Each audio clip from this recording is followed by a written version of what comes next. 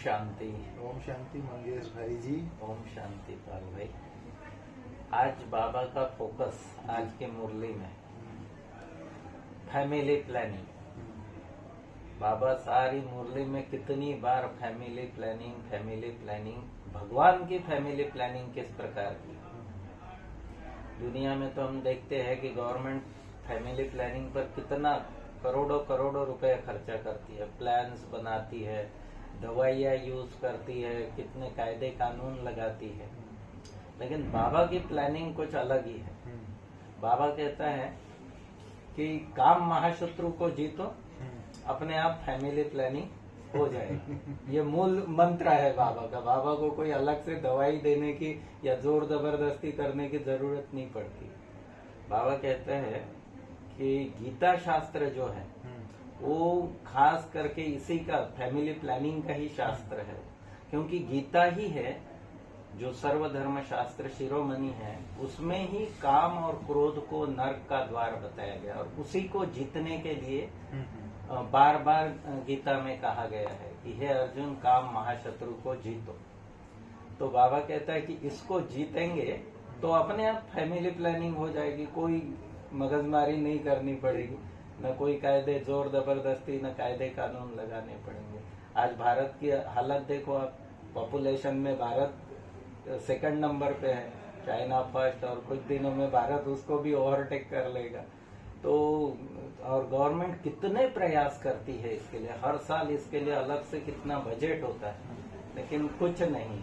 मतलब वो कहते हैं कि जितना करते जाओ उतना कम ही पड़ता जा रहा है, कि जो दवा की और मर्ज बढ़ता ही गया इस प्रकार से कि मतलब समस्या हल होने की बजाय और ही बढ़ते जा रही है।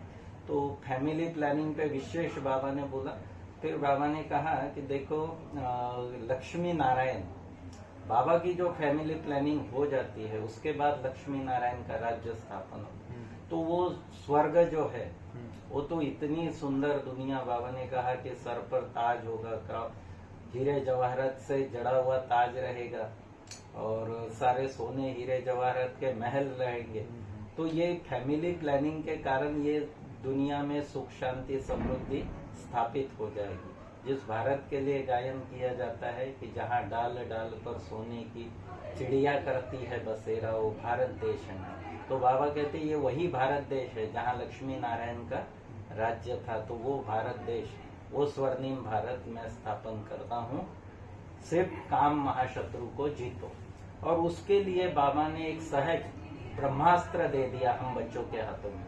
बाबा ने कहा कि आत्मा भाई भाई की दृष्टि से देखो, चाहे स्त्री है चाहे पुरुष है, एक दूसरे को आत्मिक भाई के दृष्टि से देखो, तो नेचुरली आपकी ये जो क्रिमिनल आय है ये खत्म हो जाएगी और पवित्रता जो है।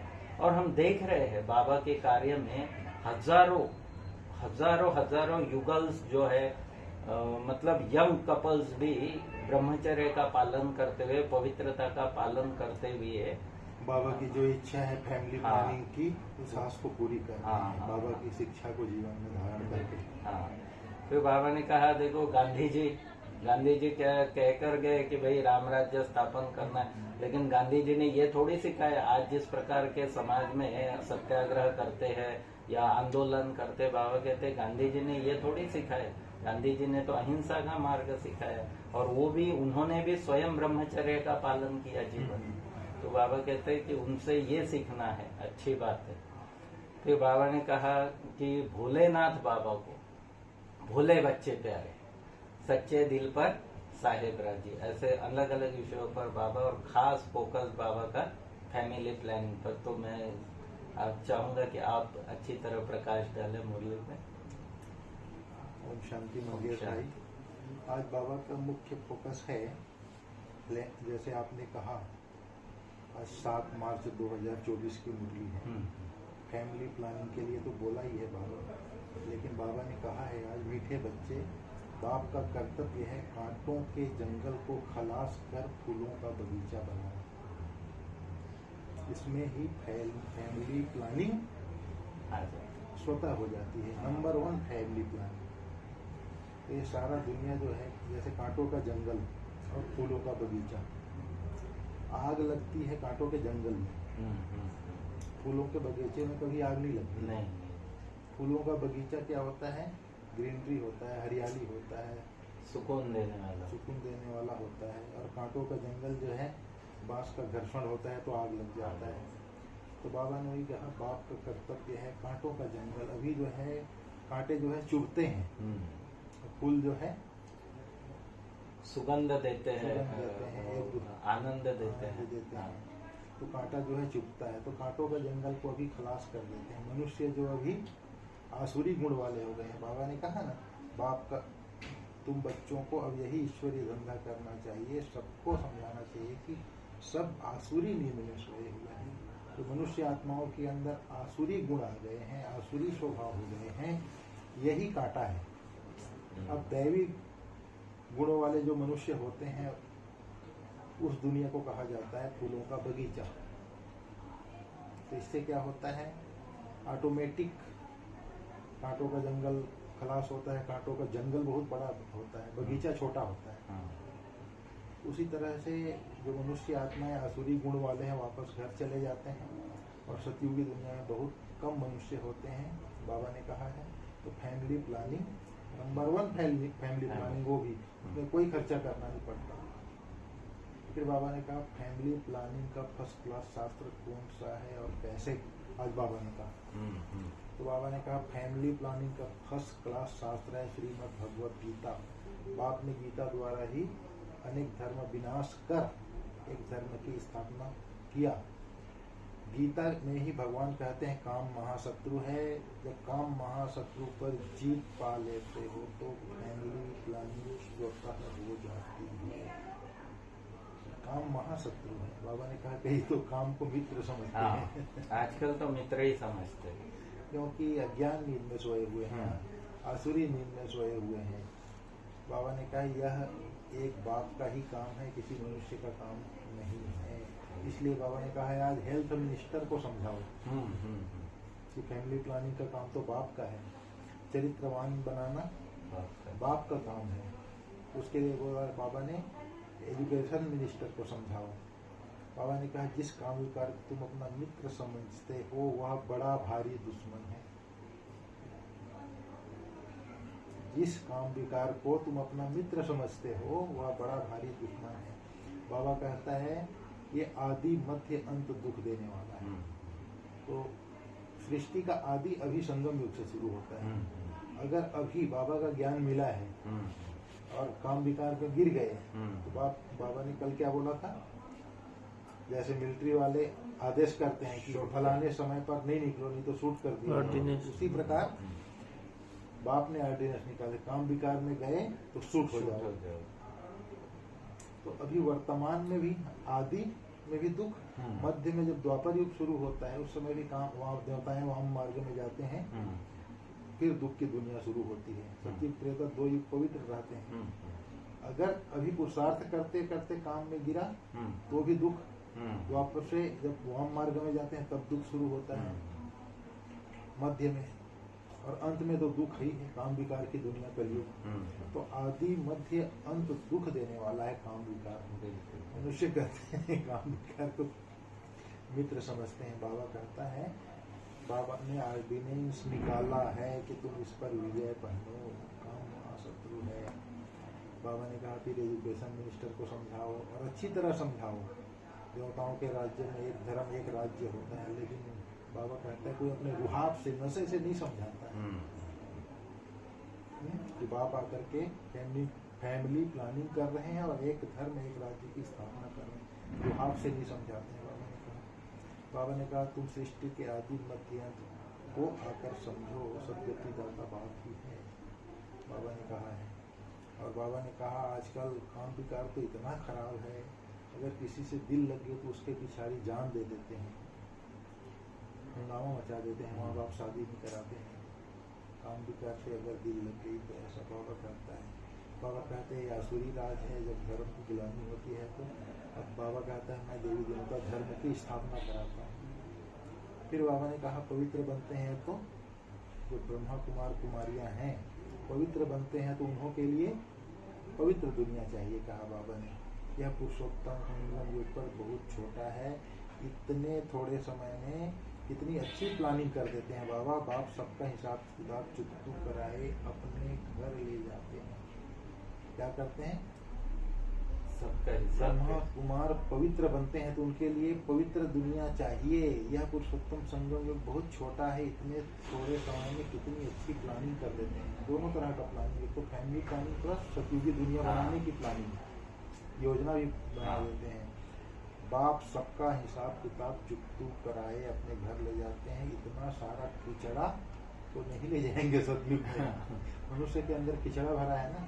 परसों बाबा ने कहा था ना, मिशन है किचड़ा को सफाई करने का। बाबा ने कहा चीची आत्माएं जा न सके, इसलिए बाबा गुल गुल गुल गुल गुल माने फूल, गुलदस्ता होता है ऐसे, गुलों का गुलदस्ता होता है ऐसे, गुलदस्ता बना करके अच्छे अच्छे, जैसे गुलदस्ता बनाते हैं तो फूलों को छांट छांट करके अच्छे अच्छे फूलों का बनाते हैं, ऐसे अच्छे अच्छे आत्माओं का गुलगुल बना करके गुलदस्ता बना करके ले जाते हैं। बाबा ने कहा, फिर बाबा ने कहा ईश्वरीय धंधा करना है। आसुरी नींद में सोए हुए, अज्ञान नींद में सोए हुए बच्चों को जगाना है, ये है आसुरी धंधा। बाबा ने कहा पढ़ेंगे लिखेंगे तो बनेंगे नवाब, रूलेंगे पीलेंगे तो होंगे खराब। फिर बाबा ने कहा मम्मा बाबा ने ऐसे क्या कर्म किए जिसे उन्होंने अच्छी स्थिति को पाई, अच्छे पद को पाया। तो कर्मों का भी बताया बाबा ने, जो अच्छे कर्म करते हैं अच्छा पद पाते हैं, जो बुरे कर्म करते हैं बुरे पद पाते हैं। तो इस तरह बाबा ने आज कर्म फिलॉसफी पे भी बाबा ने बहुत अच्छा प्रकार किया। तो मिनिस्टरों को समझाओ बोला, और मैं कचरे को लेके नहीं जाऊंगा ये बात बोला, और आसुरी और नींद में जो सोए हैं उनको जगाओ बोला। बाबा ने कहा ब्रह्मा कुमार पवित्र बनेंगे तो उनके लिए पवित्र दुनिया चाहिए, ये बात बाबा ने कहा। फिर बाबा ने कहा अपनी अवस्था एकरस अचल अडोल बनाने के लिए किसी के नाम रूप को नहीं देखना है। भाई भाई को देखो, दृष्टि को पावन बनाओ, समझाने में बहुत रुहाब चाहिए। नाम रूप, जैसे नाम और रूप होता है, जैसे स्त्री पुरुष को स्त्री और पुरुष शरीर के भान से देखेंगे तो नाम रूप में ये अच्छी है, गोरी है, काली है, ये आदमी अच्छा है, गोरा है, काला है। स्त्री देखे तो पुरुष को देखे, पुरुष देखे तो स्त्री को देखे, तो इसमें रूप दिखाई देता है अगर शरीर को देखता है तो। और नाम, ये बड़ा नाम वाला व्यक्ति है, बड़ा पद वाला व्यक्ति है, पोजीशन वाला है, पैसे वाला है, तो नाम और रूप दोनों को नहीं देखना है बाबा। फिर आत्मा भाई को देखो बोला बाबा, दृष्टि को पावन बनाओ। दृष्टि को पावन बनाना अर्थात आत्मा को देखना। इस समझाने में बहुत रुहाब चाहिए, नशा चाहिए। फिर बाबा ने कहा बाप का प्यार पाने के लिए बाप समान धंधा करना है। जो आसुरी नींद में सोए उनको जगाना है, गोरा बनकर दूसरों को भी गोरा बनाना है। गोरा माना स्वच्छ, खुद स्वच्छ बनकर के दूसरों को स्वच्छ बनाना है। बाबा ने फिर वरदान में आज कहा अपने सरल स्वभाव और शुभ भाव द्वारा भोलानाथ बाप के प्यार का अनुभव करने वाले आकर्षण मूर्त भाव। बाबा ने कहा भोलानाथ बाप को सबसे प्रिय भोले बच्चे हैं। भोले अर्थात सदा सरल स्वभाव, शुभ भाव और स्वच्छता संपन्न, मन और कर्म दोनों में सच्चाई और सफाई वाले।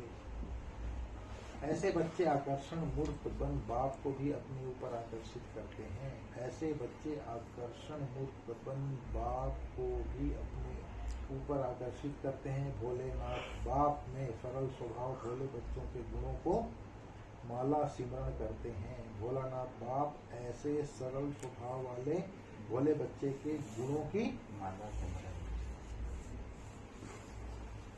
बच्चे को बाबा को दिमाग वाला नहीं चाहिए, दिल भोले दिल वाले चाहिए। भगवान को भोलापन प्यारा है। आप बच्चों में अपने भोलेपन से ही भगवान को मोह लिया, उन्हें अपना बना लिया। आप बच्चों ने अपने भोलेपन से ही भगवान को मोह लिया, अपना बना लिया।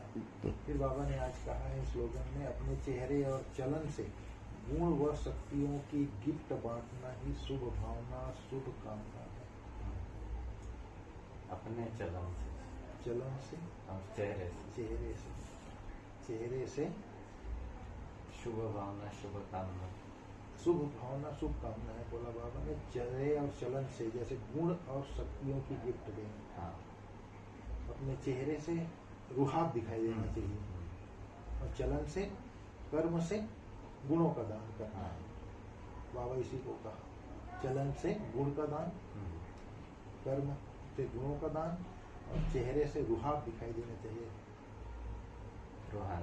रूहानियत की रुहाब। बाबा ने कहा खास रुहाब के ऊपर जोर दिया, नशा होना चाहिए। ये जो गुण एवं शक्तियों का गिफ्ट बांटना है, चलन और चेहरे से यही शुभ भावना और शुभ कामना रखना है। अगर अन्य आत्माओं के प्रति हमारा शुभ भावना शुभ कामना है तो हम ये दो काम जरूर करेंगे, चेहरे से रुहाब अर्थात शक्ति दिखाई देना चाहिए, और चलन से, कर्म से गुणों का दान करना है। जैसे कि किसी ने किसी को बार बार गलत बोला, अगर वो स्थिर चित्त होकर के उसको सह लिया तो लास्ट में वही आदमी उसको बोलेगा कि आप कितने सहनशील हैं। झुक जाएगा। हाँ, झुक जाएगा, और उसके लिए जीवन के लिए सदा परिवर्तन करने के लिए गुण हो जाएगा। तो ये व्यक्ति सहन कर सकता है तो मैं नहीं कर सकता, तो ये हो गया गुण दान करना। तो इस तरह से आज बाबा ने आज की मुरली में कहा, कांटों के जंगल को फूलों का बगीचा बनाना है, यही फैमिली प्लानिंग है। ठीक है मंगेश भाई। ओम शांति।